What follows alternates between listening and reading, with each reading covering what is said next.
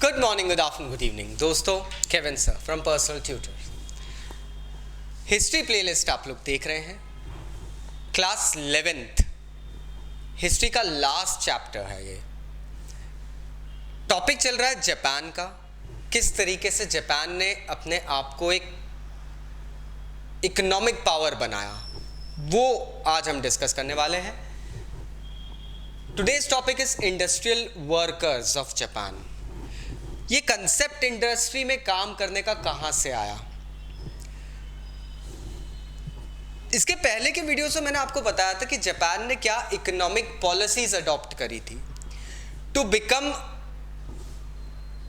Sustained economically as well as to increase their industrial power. जानने के लिए playlist जरूर देख लेना। अब मैं बात करूंगा उस इंडस्ट्री को स्ट्रांग बनाने वाले उन वर्कर्स की। दोस्तों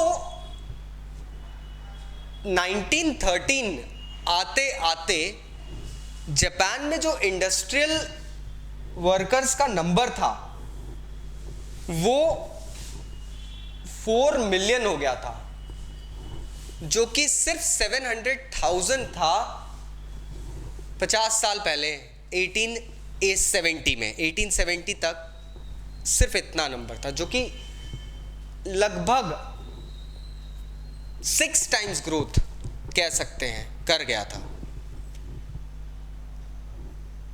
बहुत सारे ऐसे यूनिट्स थे, शेल्ड यूनिट्स थे, छोटे छोटे, जहां 5 लोग 6 लोग काम करते थे। कोई इलेक्ट्रिक पावर नहीं थी, कोई मशीनरी नहीं थी, और आधे से ज़्यादा लोग जो इसमें थे वो फैक्ट्रीज में काम करते थे, उसमें से आधे से ज़्यादा लोगों का सेक्स रेशियो अगर देखें तो वो विमेन थी। Ladies actually worked more in factories. In fact हम बात करें तो एक बहुत ही हिलेरियस वाकया है कि जापान में पहली स्ट्राइक जो हुई थी ना, इंडस्ट्रियल स्ट्राइक, वो भी 1886 में विमेन ने ही कंडक्ट करी थी अपने कुछ हकों के लिए। तो हमें ये पता है जापानीज ट्रेडिशन में, जापानीज कल्चर में women had some hold since the last century. 1900s के बाद में, ठीक है, लोगों मेन का नंबर इसमें इंक्रीज होना शुरू हुआ, लेकिन ये भी आते आते 30 साल लग गए मेन को विमेन को आउट नंबर करने में। फैक्ट्रीज के साइजेस भी बढ़ने लगे। पहले जो फैक्ट्रीज सिर्फ 100 एम्प्लॉइज अपॉइंट कर पाती थी, 1000 ही थी। लगभग 1909 में ये नंबर सिर्फ 1000 था। 1000 ऐसी फैक्ट्रीज थी जहां पे मतलब 100 से ज्यादा लोग काम करते हैं। अब एक चेंज यहां दिखता है। चेंज ये दिखता है दोस्तों कि ये नंबर सडनली 1940s तक आते आते 550,000 का हो गया। 550,000 ऐसे यूनिट्स हो रहे हैं, तो this is a major change. अब हम अगर देखें तो ये जो पहले जाइबेत्सु करके जो एक ट्रेडिशन चल रहा था कि मॉडर्न फैमिलीज जापान के बिजनेसेस को हैंडल करेगी, बिजनेस फैमिलीज, जो मैंने प्रीवियस वीडियो में बताया है, अब वो कंडीशन हट गई।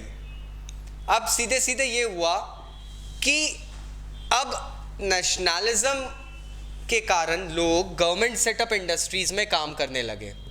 गवर्नमेंट सेटअप इंडस्ट्रीज में काम करने के लिए एक बहुत बड़ा फैक्टर ये था कि लोग अब एम्परर को फैमिली पेट्रियार्क के नाम से समझने लगे कि एम्परर है, ये हमारा ख्याल रखता है, he is like a father of the nation and he is the one who under whom we should work, not under a specific family.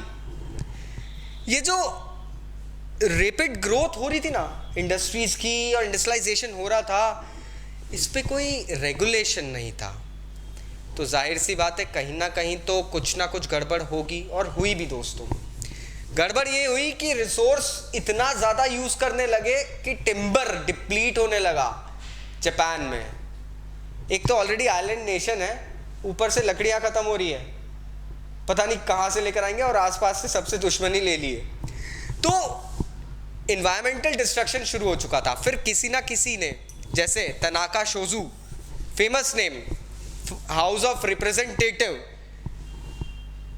इन्होंने फर्स्ट हाउस ऑफ रिप्रेजेंटेटिव के इलेक्टेड मेंबर थे। इन्होंने एक एजिटेशन इंडस्ट्रियल पोल्यूशन के खिलाफ Japan में पहली बार 1879 में 800 विलेजर्स के साथ में शुरू करा, एक मास प्रोटेस्ट शुरू करा था दोस्तों against the government to go ahead and take actions against these things, to just keep an eye on what we are doing with the environment in the name of industrial development.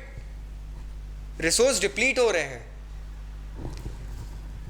अब यहाँ के लोगों के पास में industrialisation भी था, कुछ intellect लोग भी थे जो एनवायरनमेंट की तरफ सोच रहे थे, तो जाहिर बात है देश को आगे तो बढ़ना ही था, और वो हुआ भी। आगे क्या होता है जानने के लिए अगला वीडियो ज़रूर देखना। Thank you very much, take care, bye bye.